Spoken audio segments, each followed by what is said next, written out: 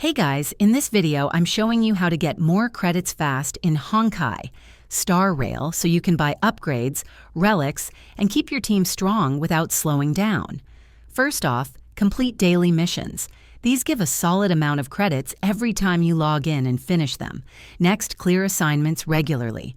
They refresh daily and offer free credits for completing simple tasks. Don't skip the story quests and side quests. They often reward a big chunk of credits, especially when unlocking new zones or finishing major arcs. Here's a pro tip. Farm the simulated universe. Every time you complete a loop and open treasure chests, you'll earn extra credits along with other goodies. Also, check event missions during limited time events.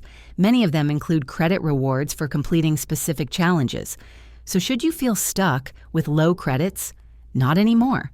Just follow these steps, play smart, and keep earning. Let me know in the comments what level you're on and how you're spending your credits.